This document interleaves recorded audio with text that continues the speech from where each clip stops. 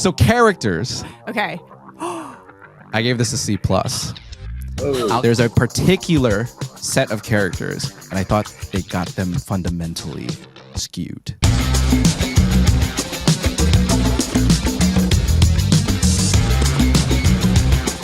Hello, everybody, and welcome to another episode of the Aftershow. Today, we are going to be breaking down the season finale and the whole season of The Last of Us. Just that little show that just a few people are talking about. It's created so much conversation. Gamers have been talking about some big burning questions that the show left behind in season 1. They've been talking about it for 10 years, but for us newcomers, we're just learning about this big conundrum that we're going to get into. But before I go any further, just a warning, this is a spoiler-filled episode. So if you have not seen The Last of Us or the season finale, go check that one out and then come back and visit. Okay, so today I'm really excited about our guests. First, we have Skyping in Matt Cabral. He is a writer. He is a consultant for Game Goat. How are you? I'm very good. How are you today, Nikki? Very excited to get into this, and I'll explain why in a couple of seconds. But part of the reason I'm so excited is because Ed Silla, our beloved Ed Silla, tell me your title. What is your exact title? We work together all the time. Producer at Rotten Tomatoes. Yeah. Nothing too fancy. Like, what's your exact title? Supervising producer. Oh, okay. Give thank yourself you. more. Well, I appreciate that. But he's joining for the first time. The reason I'm excited is because we all sort of have different entry points into The Last of Us. Ed, you are a gamer, or Yes. at least you love this game. And how long has this been a part of your life? Well, 10 years, ever since it came out. 2013, I think the original game came out, right, Matt? I think it was like 2013 or so. Correct. I was 23 at the time. And it was just one of the best experiences I ever had. It's one of my favorite IPs Wow. of any genre because it had that much of an impact on me. But I think both for the video game world and the narrative world. Kind of merged those two worlds for the first time. And so it's been a long time. And so we're going to get into like that question about like video game adaptations and your take on it. But Matt, what is your entry point into this whole world of The Last of Us? Yeah, similar to Ed, the year the game came out, 2013. Prior to that, I was just a huge fan of sort of single-player, story-driven video games, and this was sort of the pinnacle of those, just fantastic characters, stories, just a great, again, story-driven single-player game, and one of my favorites. Okay, and my entry point is yesterday. I am not a gamer. I mean, other than Super Mario was the last and game you Donkey played? Kong, I think by Donkey Kong when I was a kid. That's pretty much it. And I'll watch my nephew play games, but Okay. He's into everything. Can you name the console? This is how we'll know. Hell no. Okay, there we go. Yeah. Yep. The what? Anyway, so I binged the entire series yesterday. I've been busy with Oscar stuff, and Thank you. it was the only time that I Seriously. had to do this. So I think we're going to all come at it from very different perspectives, or at least the two of you and I are going to have different perspectives. So let's dive in. Yeah. We're going All to right. start with the season finale. Everybody's talking about, and the big question that you've known for 10 years, I've only had a night to process. Was Joel wrong? Swear to me that everything you said about the Fireflies is true.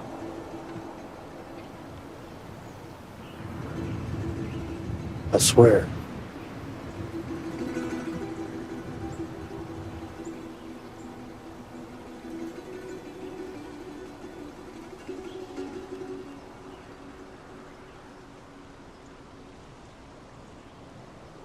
Okay. And I'm going to start with you, Matt. For me, yeah, I'm going to sound like a monster, I guess, here, but that never even really occurred to me. I was right with Joel, The easy answer, I guess, is that, I'm the father of a teenage daughter. So, I somewhat put myself in his shoes. And I think if I was put in that position, well, yeah, of course I would do whatever I had to protect my daughter. But, I think there's more to it than that as well. I just think the way, Marlene has a history with Joel. She has a history with Ellie. But despite that, there's no conversation between them. There's no sit down between the three, discussing whether or not this is what they all want to do, if they're all on the same page with it. It could have been handled in a more adult or mature way among these three, I think. Well, also, yeah. So, Ed, I want to know your take. I mean, I hear you about being a dad, and Pedro Pascal is the ultimate zaddy at this point. Like once you've giraffed with somebody, you got to protect them, right? Like once you Exactly. I mean, The big like moment to for think so. drafts. Big moment. Right. Okay, my take. Look, Joel is my guy. I've loved Joel as a character for 10 years. Wow. He's incredible. Like, he's a protector. He knows what he needs to do. And especially for like a male like me who's not built like Joel, clearly, I respect that very much, and especially because I love Ellie. And so, Joel is wrong though. Like, what he did was wrong. I think objectively, I think it was wrong, but I get it. I 100% get it. I don't blame Joel one bit, because especially as someone, it doesn't matter if it's a daughter, whoever, my mom, anybody I care about, I don't think I could make that. I don't think I could let that happen either. I mean, come on, right? It's the world or your own. And in a world that Joel lives in, where everyone's just an ass, it's terrible. Mm-hmm. And especially what Joel's been through, I'd be like, no, yeah, I'm going to choose me. I'm not going to live forever, but I found this like light in my life and I want to have that. Why wouldn't I? I think he was wrong in the sense that, look, he had this opportunity to save humanity and he chose to save one person for his own feelings. It was definitely selfish. It was selfish. Yeah. But let's be frank. Marlene was the frickin' person that was wrong. She was the one that was wrong. It's not about whether or not Joel was wrong. Marlene is the one that's a great point, that Nikki. did not give Ellie the option. Yeah. She did not say, she was like, we're going to give you some tests or like, whatever. maybe she did, wait bonk them until over the she head. wakes up and just let her know. Decision. And Ellie is that person that Joel knew would say, I'm doing this, and would probably do everything she could to block him out and lock him out of a room so that she could go through with it. Let me ask you a question. Okay. If Marlene gave Ellie that to get her point across, or to get her perspective on it, do you think if Joel's in the room hearing that, do you think that Joel would still let that happen? I think if she had said, like, they have a they have a gorgeous relationship. And initially, no, he would probably say to her, no, you're not doing this. But the way she can win him over, she might have been able to convince him, look, you'll find your bliss again. Like, you'll find somebody, like, I know you're going to lose essentially 2 daughters. Mm-hmm. But at the end of the day, that was her choice to make. And I understand when it first happened, the thing that made me laugh was he's been taking down people all season, right? Like, there's been some situations where I'm like, there's no way these two would have gotten out of this. Like, they just escaped too many narrow things.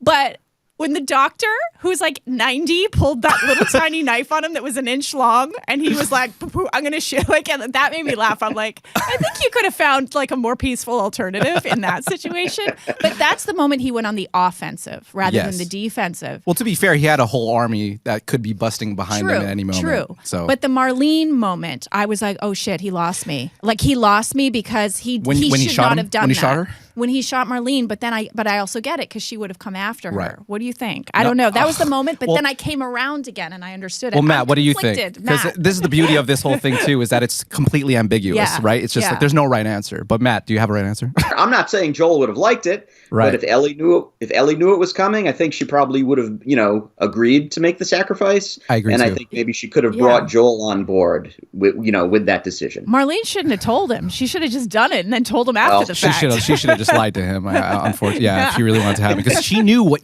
Joel has been capable of. Exactly. Joel's not a nice guy. He's not. It's hard. Yeah, it's a hard thing. You said something interesting though, Matt.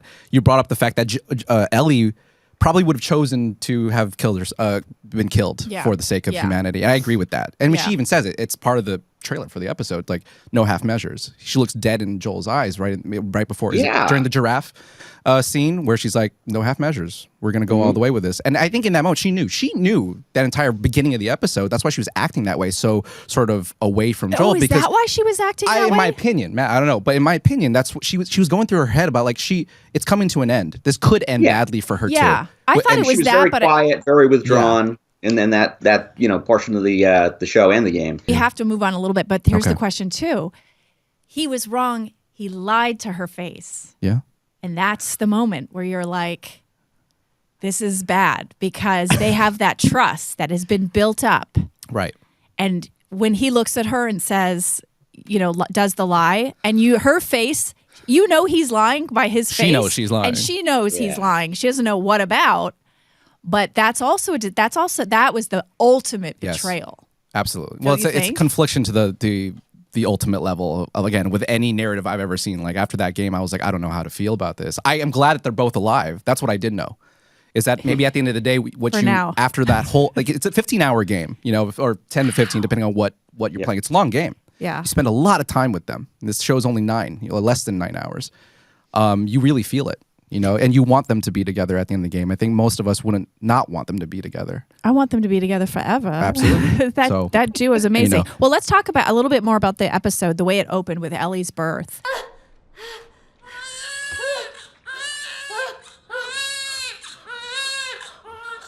Ashley Johnson, who played Ellie in the original game, playing Ellie's mother. The casting all season long. Solid. Chef's freaking kiss. Solid. Which we will get to, but gosh darn it. And what I love is when they choose actors that we don't all know. Yeah. And so you can really get involved in them. Sometimes a movie star will take me out of it to a certain degree when it's just all movie stars, but just they found the right people. But Matt, what was your take on that opening birth scene? Yeah, first of all, how awesome is it that you've got the actress who originally played Ellie, now essentially she's Ellie's mom. And this is all tied into, again, where Ellie's immunity stemmed from.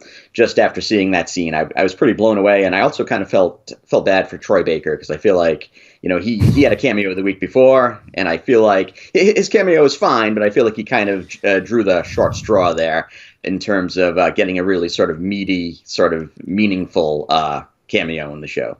But yes, I loved it.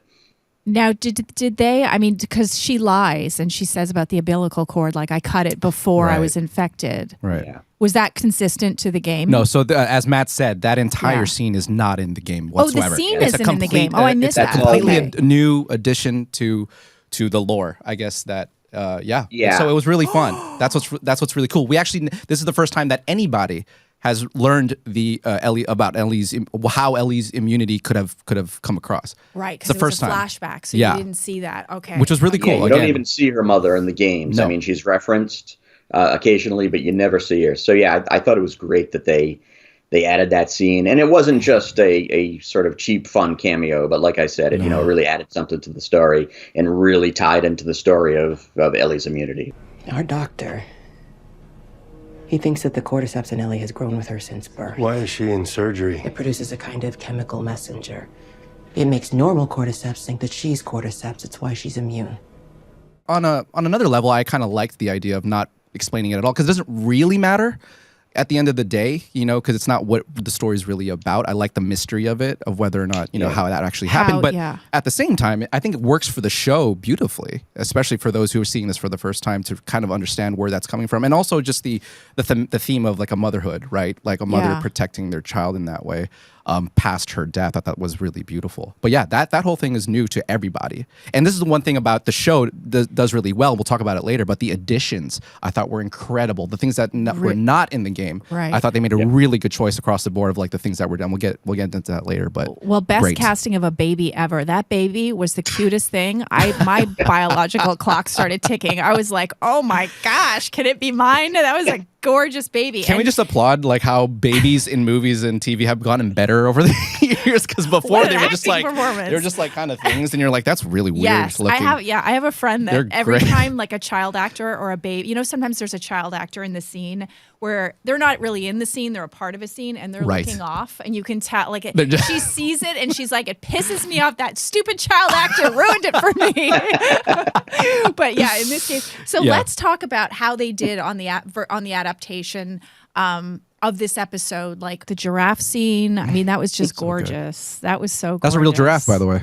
Yeah, no, I mean, Yeah. you could tell. Yeah. Where did they go? I don't know. Maybe I think they shot for in a second, Canada I was partially. like, is that CGI? Would they get a That's real what- giraffe? I know. They did. I was like, cool. Wow.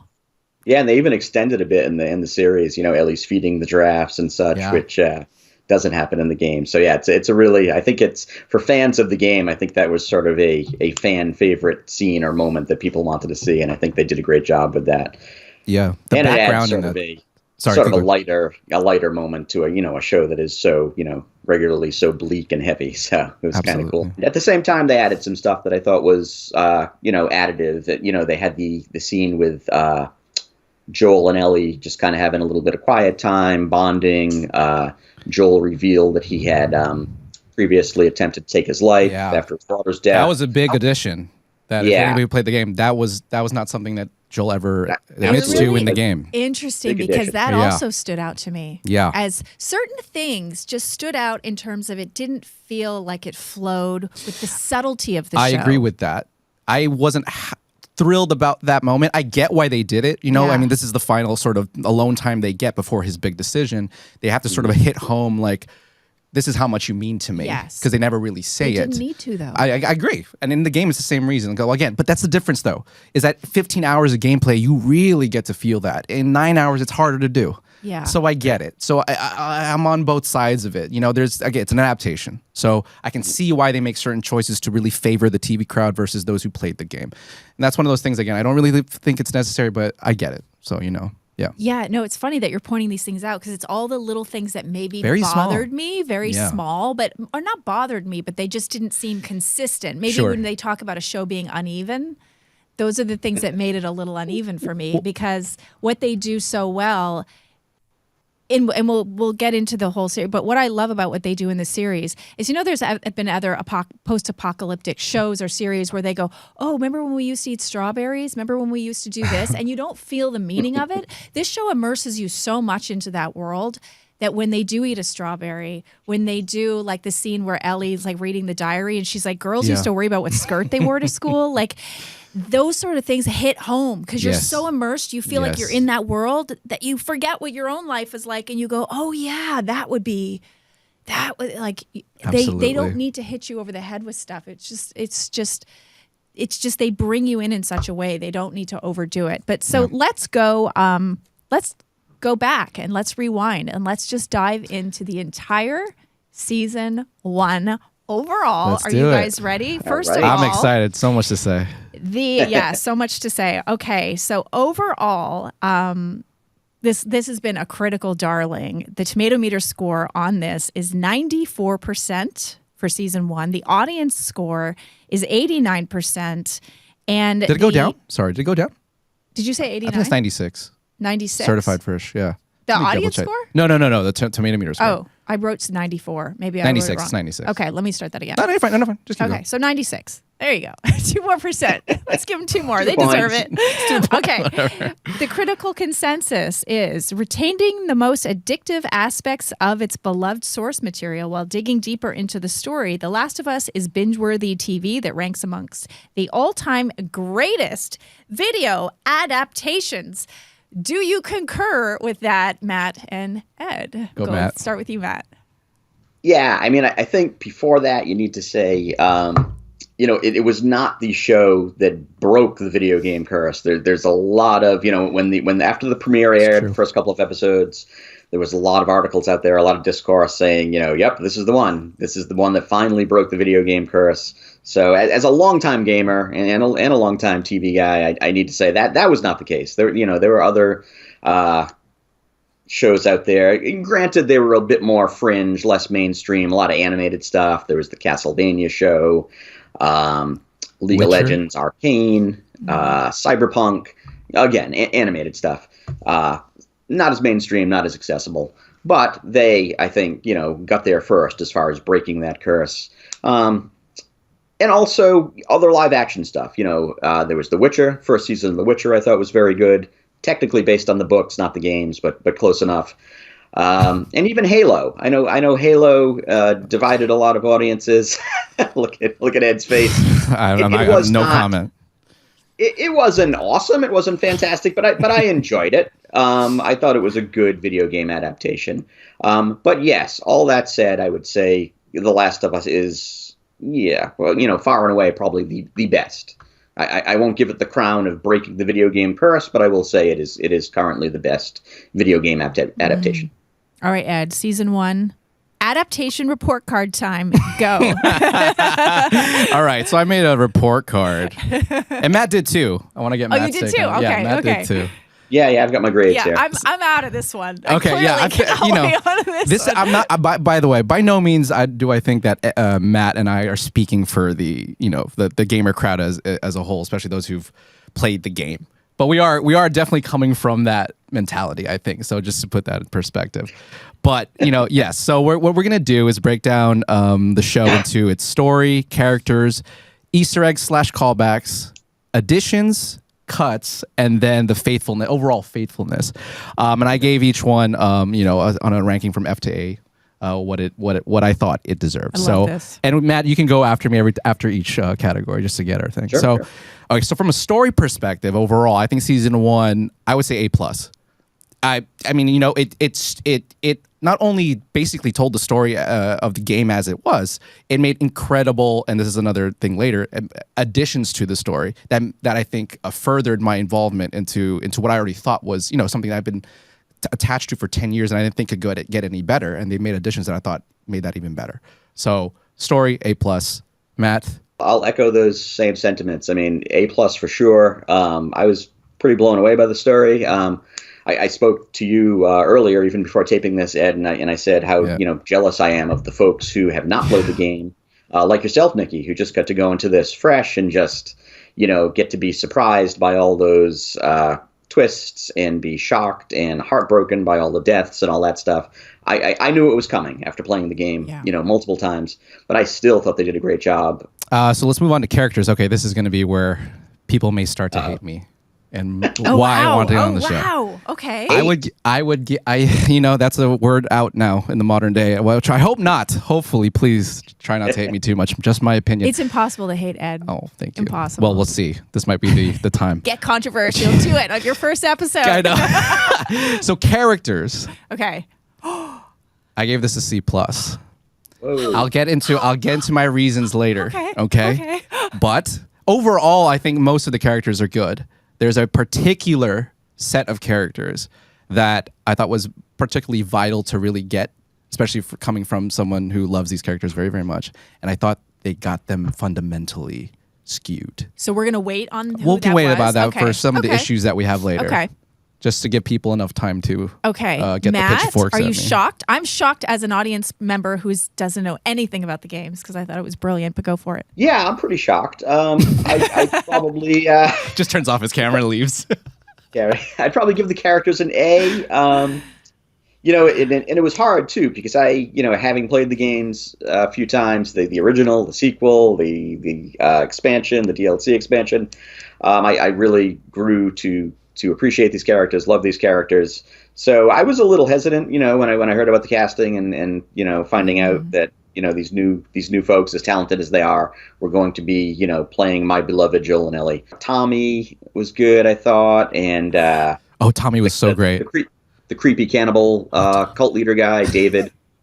Creepy He cannibal. was fleshed out really well. Oh, he was a was- son of a bitch. Wow. Right? Didn't he Pure miss evil. April? The actor's great. Actor. I don't recognize Let's him give from the anywhere. actor a Bastard. shout out. Evil What's his ba- name? He's so good. wrote it I forget down. his name, but he's amazing. He's I awesome. wrote it down. I'll find it later. Yeah. But Yeah, when we he talk was more good. about that. But he was wonderful. Yeah. Pedro and Bella, playing Ellie and Joel. But Let's call her Belly. I got there. Yeah, right? Belly. Pedro and Bella took me an episode or two to warm up to, but yeah, I got there. Okay. Bless your heart, man. Really? Are you going to hate on this? Oh, you'll see. Just hold on. Woo, this is All getting right, we'll hot. get there. Okay, Okay. Then next, Easter eggs and callbacks. And when I say this, I mean just sort of the extraneous details from the game. Anything that harkened back to the game. So like the Okay. use of ladders, I thought was sorely missing. But at the same time, we got that great ladder scene in the last episode. I'm Yes. kidding, of course. But just the overall sort of how the games itself and the mechanics and getting into the show. I give it a good B+. I thought they did a great job. One thing that I was sorely missing that is a huge part of the game is shootouts. I felt like they could have had a little bit more shootouts and close quarters combat a little bit. That would have been nice in terms of an action standpoint. Not a hit on the show at all. Again, I get it. I think the things they chose made a lot of sense. But when you're spending I don't know, 12 hours just going crazy on people, John Wicking it on people. It's like, oh, I kind of wanted that nice shootout scene, but we didn't get that. But overall, there wasn't a ton of that, right? No, and that's fine. Again, I get it, but it would have been nice as a gamer to I'd seen a little bit more in that, and a lot of these sort of side stories that you get by picking up what do you call it? Those. You fall upon a lot of just documents and memos in the game that tell side stories, specifically for those in the game. Ish. That was a wonderful story about this person who had to deal with the kids inside that makeshift sort of school that we saw underneath with Henry and Sam. Yeah. It's a beautiful story in the game that unfortunately was ended in tragedy. Time, right? There's no time, but they had a great callback to that, which I thought was great. But overall, I thought I was pretty happy. I would probably go with an A for the Easter eggs, callbacks, nods to the game. There was a lot. If I had one thing that was, Ed mentioned that there weren't enough shootouts, I would have liked to have seen, even as just sort of a fun sort of joke or nod, some more scavenging or rummaging for supplies. There's so much of that in the game. That too, you're right. You enter a room in the game and you go through every drawer and locker and file cabinet, and then you make yourself a bandage or a Molotov cocktail. Right, that's those. I forgot about that. Having to make your weapons along the way. Yeah, and we never got a scene like that. Cool. Would have been nice because you make a smoke bomb that's really cool. What do they call it? It's also a bomb, but it has a bunch of nails and scissors in it and stuff. You throw it at people, they just get demolished. It would have been just cool if they could make the series where you could choose to go in a different path, like the choose your own adventure, and you could choose to rummage through something. But I kept thinking how hungry they must have been through the whole thing, and how the best before date on those cans. The ravioli. I was like, oh, sweetie, I don't know. There's a lot. I mean, everyone was fairly fit in this world for a good reason. For the fact that it's been 20 years, Pedro Pascal had some, heft. I would think he'd be pretty skinny at this point. Where's he getting these steaks or something, like burgers? I don't know. Where's he getting He's getting something. All right. Okay, moving on to some of the additions. Okay, this is where I gave it a straight A. I mean, particularly if we're going to talk about episode 3 because that's an incredible episode, but talking about an addition, it's probably the best addition I've ever seen in an adaptation, particularly for a video game. I mean, talk about completely turning it on its head of what you saw in the game and then adding to this story that they were telling. I thought it was just incredible. And there's more scenes like that through. I won't waste time here, but A for that. Yeah, really impressed by the addition. Kathleen, I thought was a really fun character. I already loved the actress. I love Melanie Linsky. So I was happy to see her in the show. I was disappointed to see her meet such a ugly demise so quickly. I could. Bloater and Baby were phenomenal. Bloater rules. I text Ed this morning because he was like, he knows my taste. This isn't normally the kind of series that I would choose to watch. I really wasn't sure. And he's like, I have no idea where you're going with this. I actually really liked it, and I was just bloater rules, man. I want more bloater. Well, now I'm getting you in my life. Christmas present called with Instead a shirt. Instead of a Baby Yoda, get me a bloater. Bloater rules. You need to play the game and actually fight the bloater. Do you think you would actually play the game, Nikki? I'd play the game. This is the kind of game I think I'd be into. We might have to do a Twitch stream of you playing that game. Because I did watch a side-by-side on YouTube of the real verses, and I was like, oh my God.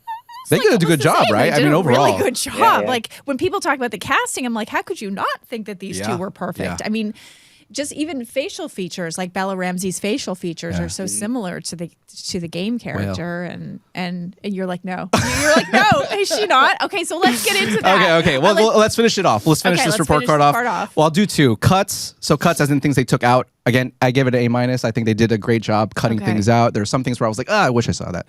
But overall, I think they did a great job. And then overall faithfulness, I like an A-.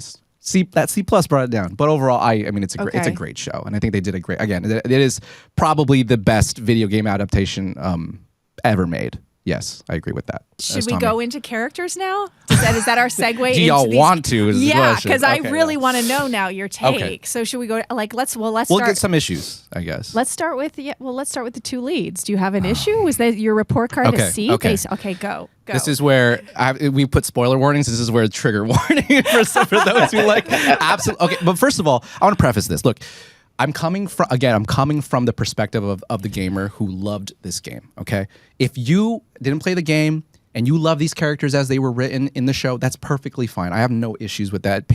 Makes complete sense to me. Okay, so don't listen to me. Okay, but as someone who, I mean, I love these characters. I love Ellie in particular. She's one of my favorite characters. Not forget female. Like, she's a great character in all of one of my favorite characters in all of movies and all of it. I dressed up as her at Comic-Con, actually, in 2013. That's how much I loved her. I was Eddie. We're going to insert a photo here in post. Oh, God, well. Let's ask the producer. So when going into the show, I was like, whatever happens, the most important thing to me is that they get Joel and Ellie's relationship correct. That was the one thing that was important to me. And for the first few episodes, I was like, I don't know. It's not all there, but I think I'll give it a shot to the end and see what they do. Unfortunately, there was a point where I go, okay, this is not working, because they made a fundamental change to Ellie. And Matt, you may disagree with me, but that's fine. But for me, Ellie is just not the same Ellie as she is in the game for a key reason. She is much less vulnerable in the show, in the sense that she's more vulnerable in the game. She shows more vulnerability in the game. Because she's a much more sweet girl at times where she needs to be, but she's still also the warrior. That's what's great about Ellie in the game, is that she embodies these two sides of herself so well. She knows exactly when to be respectful and kind and open and trying to get to Joel when she needs to, and then when she needs to Xena warrior princess it out, she knows how to do it too. She doesn't take from anybody. Okay, in the show, that vulnerability, I don't know about you, but for me, I was like, I don't see that side of Ellie. That vulnerable side's gone. Especially in the first scene that she shows up in when she's shacked up. I mean, and this is a purposeful move from the writers, because it's in the first scene. You know, she goes 1, 2, 3, 4. You. Yeah. Funny, that's fine, funny, but it's clear that mode of operation in her head, that is what is going to take her throughout the rest of the show, and it does. Like, if you've noticed, like in a lot of scenes, she's spunky, she's sassy. I get it, you know, but I'm sorry, but it's also kind of bitchy. Every once in a while, it comes off as really bitchy. I'm sorry, and it's not likable. You know, there's parts where I'm like, you're not a likable person, Ellie. There's parts where if I was Joel, I'd be like, bye. I'm gonna Hawkeye it. I'm gonna look this way, and maybe a clicker comes out of nowhere. Fascinating, Ed.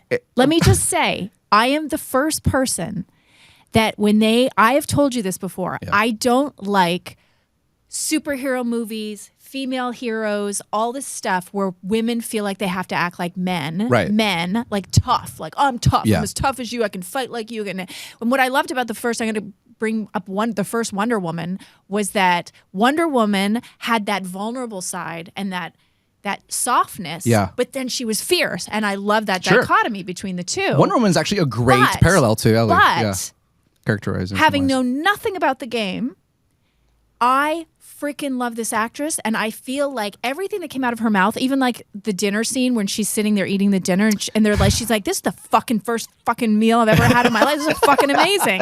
Like, and just the way she just like, they overlap their lines sometimes and stuff comes out of her. It feels organic to me. It doesn't feel like an actress playing tough. Right. It feels like this organically is who this actress is in this particular role. I don't feel like she's putting something on to, I'm going to be a tough chick in a movie. Right. What? What's wrong with you? What about her manners? That I liked, but I understand what you're saying, that if that wasn't how the character was sort of written in the game, that it is a departure from the character. Not the way she played it. Exactly. No, I'm not hitting Bella whatsoever. Right. Bella is fine. I think she does a good job. I think she can be a little bit one note every once in a while, but she's fine. Right, I ended up liking her a lot as an actress. It's not her. Basically, what I'm saying is that it's a different character. It's a different that I don't personally like. That's all I'm saying. It's not wrong. It's not wrong by any means, but it's just different. I loved my Ellie, and this is not the Ellie from the game. This is my girl, Matt. Yeah. Settle the debate here. Come on, Matt. Dig into me. You know, I would agree with that. I did notice those changes in Ellie. I didn't feel quite as strongly as about them as far as, you know, not liking her as much. Most people don't. Yeah, but definitely more vulnerable in the game. I think probably a big part of it, and this doesn't necessarily make it right, is, I think the creators are prepping her for season 2. Because there's a lot of stuff that we're not going to spoil today, I guess, but there's, Ellie needs to be really tough. What you've seen in season 1, you're not prepared. Season 2 is very bleak, and she needs to be tough for season 2. And I want to say, again, it doesn't necessarily justify it, but I think maybe, when they were writing the first game and they were writing Ellie's character, they probably didn't know at that point where they were going to go with the sequel game. Now, of course, in retrospect, they know exactly where they're going with the second season of the show, and they know they need this sort of hardened, tougher, maybe not as likable Ellie. But why couldn't they have her evolve as starting out a certain way, and then you see the evolution? That could have been interesting. Sure. No, I mean, I agree. I would probably want it that way too. But I will say, Matt, you're 100% right. Like, you're 100% right. That's the reason. Ed, where she goes in season 2. I know, and we're not going to spoil it. We're not going to spoil it. Spoil it. I don't give a shit. Well, not for our viewers. We can tell you afterwards. I know. We'll tell you afterwards. But you're 100% right. And one of the reasons for that is that, for those who know, part 2 of the game was largely taken over by Neil Druckmann, who is a writer and director on the show. It's basically his baby. But he was part of part 1 as well. He's creative director and writer. But in part 2, he's largely taken over as creative director, and they definitely write this Ellie. Like, this is the Ellie that I see when I watch the show. Is that Ellie in part 2, and I 100% agree with you. It's like, well, that makes sense. It's his show. It's whatever, right? Like, that makes sense to me. But at the same time, again, not to get it to, well, I guess we'll talk about season 2 now. But that part 2 is very controversial.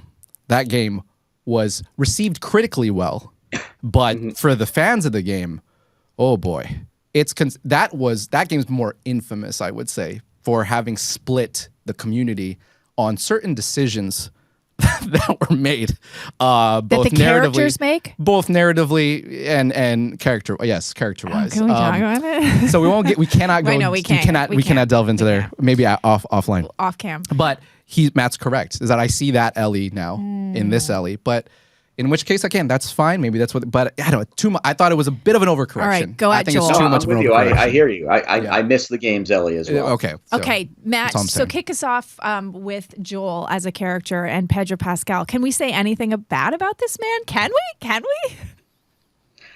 I thought he did a great job. You're talking the actor, not the character?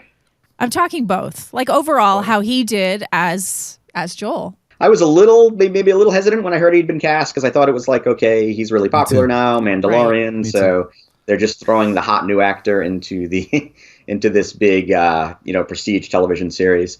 But no, I was pretty much sold right in the first episode. I thought he was great, and I thought Bella was great, and the chemistry between them was, aside from the things that Ed mentioned, which are absolutely spot on, with Ellie being, portrayed a little bit differently, a little bit more hard-edged.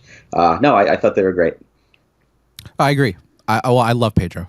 Who doesn't love Pedro Pascal right now? Love He's Pedro. daddy. He's daddy. If Captain America has America's ass, he's America's daddy. Like, for real. Pedro What is his say, like, about him having to travel with, like, the chosen one and protect the chosen one? Like, he's just like, that's his now, like, that's character his that thing. he plays. That's so true. I didn't even think about that. He should have had her in a bucket, like in the thing that Yoda was in. Just dragging her along. Giving her oddly tea familiar. and soup. No, he does it. I had the same thing about Matt. I wasn't sure when I first saw him, play as Joel, but he just knocks it out of the park. Yeah. Pedro is, I think, is turning out to be probably one of the greater actors of our generation. He can just kind of play it all. He has always reminded me of Burt Reynolds of our generation. Ooh, that's a good one. He looks like him. I told him the first time I met him, I'm like, you need to play like in a biopic, play like the life of Burt Reynolds. That's a good one. He is a really, and what was the movie? Why am I blanking when he cracks the whip? What was the movie where he? Kingsman. Kingsman. 2? Yeah. When I saw him in Kingsman, I was like, who is this dude? Like, this dude's awesome. That's where I also kind of met him first too. Is in that and movie. then Massive Talent. Was the Unbearable rest Weight of Massive Yeah, Talent. he was so good. He's incredible in He's that. so good, and he has so much range. So likable. And when I'm asleep or like awake at night at 3 a.m., because you know how your Instagram shows you what you look at the most, it populates, and It's then you go to populating Pedro Pascal. My Instagram is full of Pedro Pascal dancing. So when I have insomnia, I don't blame you. watch Pedro dance for hours on He's end. dominating TikTok right now. He's absolutely dominating the social space. Everything. He's on top of the world right now. Do you ever feel like, like when you discover people from early on and they're Yeah. sort of your baby, like Austin Butler, I know for a long yeah. time. Well, that's my baby. that's your And like baby. when people start to like them, I'm like, stop it. Yeah. He's mine. Oh, I get that. When I find like a gem of a restaurant in LA, and then I'm it like, gets popular. everyone asks me like, what's good to eat? I'm like, I never tell them that restaurant. Pedro Like, Pascal that's is the mine. hidden gem That's restaurant mine. that became like where all the cool kids go, and I'm pissed off now. I want him to be mine. Yeah. Okay, well let's dive into some of our favorite moments or Yes. episodes from season 1. So Matt, do you have a favorite episode and or a favorite moment? We'll just use you as a jumping off point. Yeah, that's tough to pick a favorite. I really enjoy. Well, let me start with a favorite moment. Scene between the older couple played by Elaine Miles and Graham Greene. That's a great scene in the in the cabin. Oh my God, that was my in the favorite. cabin. Yes. Joel was Yes. looking for directions to Yeah, get yeah. to Tommy. And they were just so great. Like, I want to see their spin-off show. Like, they were Oh not my God. they were not intimidated at all No. by Joel. Best line of the whole season. Hit me. I wrote it What is down. it? Who's the little psycho? What did I just say? Joel, come on, there's like 1,000. Who's this little psycho? When the guy walks in and Yeah. she's talking And about what's her. really good. Fireflies. She says, "Yeah, we get those in the summer." Just, Yeah. She's like, what are They fireflies? were amazing. I thought Yeah. they were so good that I thought we were going to see more of them. The greatness about that scene is that we don't get that in the game either. You just these two people who are completely outside what is happening Yeah. politically in the world. Loved it. Yep. Yes, that's a great moment, Matt. Yeah, I almost forgot about that moment. For bringing that up, yeah, that's true because it's such another perspective outside of their own, and it plays so the Yes. dynamic. They're so funny. It's They're just a so great good moment together. of levity. That's a great moment. You don't get that in the game at all. No, no. It's pretty much focused on Joel and Ellie. You don't see a lot of that outside stuff. Yeah. And speaking to that same point of things that you don't, that kind of expand beyond the Joel and Ellie story, I enjoyed the stuff early in the season. They kind of set a precedent. The first couple of episodes had these sort of flashbacks where they showed Yes, the very first episode. I think it took place like in maybe the 60s. It was a talk show. something like that. Yeah, but they were talking about the possibility of 60, such a 70, virus. one of those. Yeah, and then in the second episode, there was the doctor from Jakarta, and she had seen like the first patient. Just I love stuff like that. I love the sort of world building stuff, and to sort of get out of the the sphere of just sort of the main characters and see sort of what was going on beforehand. So in a way, that was great, but it disappointed me a little bit that they didn't continue with that stuff. I thought there would have been more of that. Yes. You're But I- taking but the I words really right out of my enjoyed it. mouth. Like I totally 100% agree with you. One of the best additions, again, why I gave it an A+ is those scenes, those intro scenes, and I thought they were going to keep going with that, Same. introing every episode with something from Yeah. before. Yeah. They stopped that, which is it's just the point. I wanted more because they're so good. So all those scenes were not in the game whatsoever. The only time you ever see back in the past is the very beginning of the game when you play as Sarah, Joel's daughter. And that's it. That's all you get. Zero. Nothing else. Well, that doctor was great. She had She's that one awesome, too. line. Yeah. Or not even a line, a word. She went, bomb. Tidak ada obat dan tidak ada vaksin.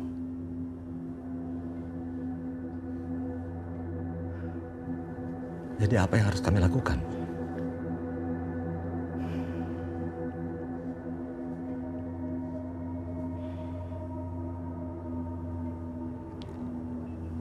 Bom. Oh, that Does gives me that not chills stand just out? now. I just gave Oh my myself God. freaking chills. Like, How hello, impactful thank was that, right? That was Incredible. so impactful, and I wanted to Yep. see more of that character. And that's what this show does so well Yeah. is you have these.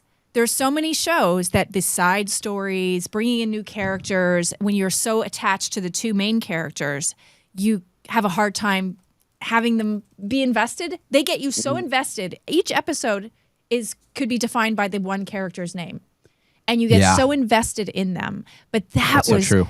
she was fantastic. And what I do like about the series too is it reminds me, I was a Lostie. I was a Lost Me fan. too. You like Lost? Dude, I didn't even know that. Favorite show of all time. Are you kidding? We've known each other for like 5 years. And we never knew that. It's the best show of all time. The flashbacks. Yes. And that feeling of these people aren't on the island, sort of like longing for the past times, but the flashbacks into their world before. Even Ellie in the final scene, seeing her being born and seeing the innocence and what happens is like, it's like I love those flashbacks that are so emotional. Mm-hmm. Yeah. But so Matt, what was your do you have a favorite episode? Favorite episode? There's probably two. I did like the adaptation of the Left Behind expansion from the game, partly because I wasn't expecting it. I don't know if that was announced, and maybe I was trying to avoid spoilers and just didn't notice. But when that episode came on, that was one of my favorite parts of the game. And Nikki, I don't know if you know, it was totally optional. It wasn't in the main game. It was sort of a expansion you could play later on. So I'd probably tie that episode with, the horror fan in me would probably tie that with the incredibly unsettling, creepy cannibal David episode. That was just it was like a horror movie, that episode. Yeah, but I did enjoy it. I enjoyed that section of the game, and I thought the episode was done really well as well. Ed, what was your favorite scene/episode? Well, I'm glad that Matt chose two ones that are not on mine, because they're equally, I don't fight you on that at all. But I obviously think I got to bring up episode 3 with Bill and Frank. Talk about a show. Talk about an episode of TV that's just absolutely outstanding. Just on and not only just from a regular viewer, but from the video gamer's point of view too, because that entire story not only didn't happen in the game.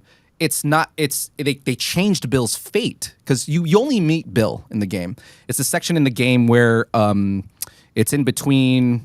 I forget which ones, what both places, but essentially you do fall into Bill's town and you have to get through it. You need a car battery or a car too, and Bill helps you, and that's it. And then how Frank plays into it is that their fate in that game is so much more. It's so much darker. Essentially, what happens is near the end of that whole incursion with Bill, you fall upon a random house. You get it for safety. You find Frank, who has now hung himself because he got bit. And this is the first time that Bill sees this body hanging there. And not only that, you then find subsequently a note written by Frank that basically says, "I hate your guts. Like I loved you, but at the same time, you kept me controlled in this world of yours where you don't want us to sort of expand outward. You're too afraid of everything." But they were together. They were together. Okay. They were partners. Okay. And so, but their relationship completely fell apart, completely different. In the show, that sounds more like farther from reality to my life. Well, sure. Or the show. Yeah, and maybe that's what was going through. Yeah, right. Maybe that was more real than what happened in the TV show. But the TV show, I mean, I applaud Mason, who is one of the writers, and Neil. For writing this episode, who took the risk. I mean, it's a huge risk, to completely just build a whole new story on an existing character where people know it, and make this beautiful love story. I mean, it's just this love story is just tragic and made me cry. I wept. I just absolutely wept at the end. Are you kidding me? I mean, and those two performances were amazing. And I thought it was such a great episode to go away from Joel and Ellie completely without any warning. Seamless. And then to add them at the end of the episode, and it being the impetus for Joel. That's not in the game. I thought that was the best thing, is that in the game, Joel, Bill is not the reason he chooses to go with Ellie at all, to step up. This is the reason he does, because of that amazing note at the end. And I was just like, this is when he pulls up at the wow. I'm like, this is how you completely take something else together to the next level and tie things together in an incredible way. Can we give Nick Offerman all the awards right now? And Murray, I forgot to say, Murray Bartlett, who was in White Lotus. Incredible. Yes. That will be the episode if The Last of Us is recognized come award season. That's going to be Emmys. I'm calling it now. That for directing of an episode, that is winning the Emmy. 100%. 100%. Nothing is comparing. It's done. The Emmy is already over. Everybody else go home already. It's in September, but it's done. It's going to be hard. It's early in the year, but that being said, it's a bar that's going to be very hard to beat. My second favorite, or actually a close, maybe even tied, was episode 6, the Tommy episode, the brother episode in that community. I absolutely loved what I loved about that is he sees his brother and he's like, there's a line that do you know what I did for you to get here? And his brother's like, dude, I'm chill. Like, that's the brilliance of that. And I don't know what element of the game, how that factored into the game, and you can explain it to me. But again, on a regular TV show, it would have been like brothers, they hug, and then everything's all great. And the relationship between his wife, Maria, and Ella, when they have that private scene and she gives her the thing for her periods and the clothes. Or whatever it is, sorry. And then, again, another regular show, you would have seen these two women bonding. They're bonding because there's the two females. Right. And the fact that they kind of went at each other and didn't get along. And she wasn't like, thank you for the coat. She was like the freaking purple, whatever it was, eggplant. Like that, again, like just because it's two females, we don't have to, They don't have to have that. They don't have to have that, sisterhood relationship. Right. I found another woman in this world. And hey, look at us now. Like we're together. Let's talk fashion. I love it. Yeah, absolutely. So it's a real genuine moment. That was a great episode. I wrote that's notes, credit but to the that's series my for, longest. that's all Yeah. new. Yeah, that was all new. So, that was. I mean, the one thing that was hugely different in that episode is that Jackson, Wyoming, right, where that settlement is, that you don't see that until, this is not a spoiler, but in part 2, there's a part 2 of the game. Yeah. They lift that from part 2 and transplanted that to part 1 completely. In the game, you meet Tommy and his small group of survivors at a dam. They're trying to restore electricity to Jackson. You actually don't see it yet. Until the end of the game. Until the end of the brother game. again? That's where he sees his brother again. So they don't get introduced to the town at all. So that whole part of that episode specifically was definitely new. Exploring Jackson was a completely new thing for at least this part of the game. Again, we do go there in part 2. But so that was a big change. But the drama in that episode is very much, at least the essence of the drama in that episode is from the game, where there's that amazing scene where Ellie and Joel, their emotions for each other sort of collide for the first time in that scene. Again, after where she's reading the diary. I'm not her, you know. Maria told me about Sarah and... No.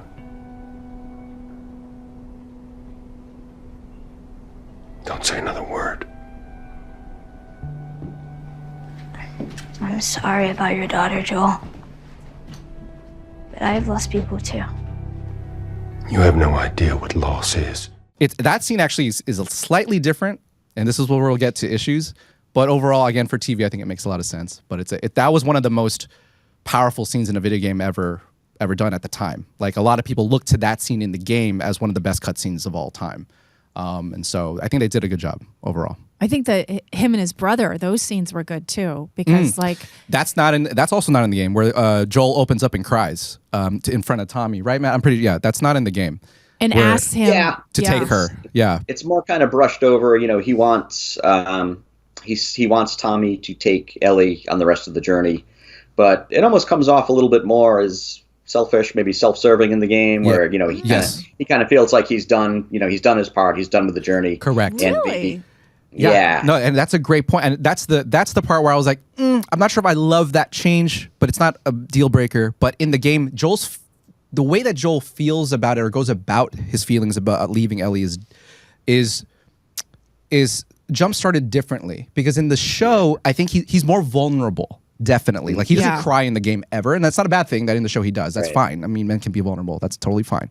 However, he's definitely, overall though, when he steps into the room, he's more like a dog with a tail between his legs, because he feels bad, and he shows that a little bit. But in the game, it's very different, because that scene is triggered where Joel is upset at Ellie for having, because in the game, Ellie runs away after having heard that he wants to leave her. It's an extended sequence. And he's initially very angry at her because he's trying to protect her, and she just runs off, not knowing that he had heard that she had known that he was going to leave her. And so he storms into the room very, very angry, and he's very defensive. He's very, in a lot of ways, a little bit more hostile than he is in the show. So that's a big change in terms of the structure of that scene emotionally, which, again, I think they're both fine. I prefer the game, but anyways, Matt, you're going to say? I was just going to say the whole thing where he talks to Tommy, and he, genuinely believes the best course of action is having Ellie go with Tommy, because he truly believes, he really cares about her at that point. He truly believes she'll be safer. And the whole thing with him having the, he sort of has the anxiety attacks in the show. the panic attacks. Yeah. I guess. Yeah. That's not in the Also not games in at the game. all. Again, So I when think something that stood out that wasn't necessary, I thought. Not that they shouldn't Sure. address it, but I thought when he was standing on the fence, kind of like having a Right. and she's like, "What's your deal?" I that again was maybe too much exposition. Maybe it could have been a little more subtle. I don't know. I know it's interesting you bring those parts up that you say like these things aren't necessary because I felt that way too, like especially with that. I don't know if I really needed that from Joel, like needing to know that he had anxiety necessarily, mostly because I think we get that already. I think it comes through. Yeah. Because what I respect about Joel is that he has to put up, no matter what is happening, Yes. he needs to be the guy. He cannot show that, otherwise they die. Like that's his mentality in the game. Right. You know, any small part of vulnerability, at least outside, is going to catch them dead. You know, in that moment, who knows who's watching them? And if he's on a fence and he's like having that attack, you're like they're dead. Right. But to the writer's point in this episode, with making Joel more vulnerable. That scene when they're in closed doors, he's having this moment with Tommy, the only person he can have the cry in front of, Yeah. right? That made a lot of sense to me. Yeah. That's fine to me. You know, that made a whole lot of sense that like behind closed doors, if you need to break down, break down. You know, that's also strength.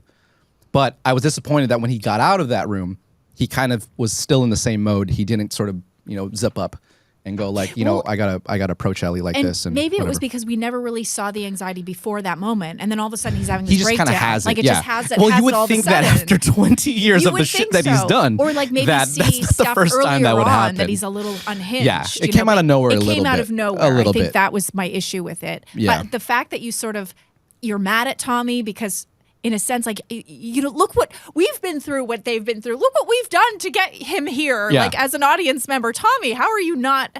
And, he's torn because of the wife situation. Yeah. Everybody knows somebody who's been in that situation, right? Like, I really want to go out with the boys tonight, but my wife's never going to let that shit happen.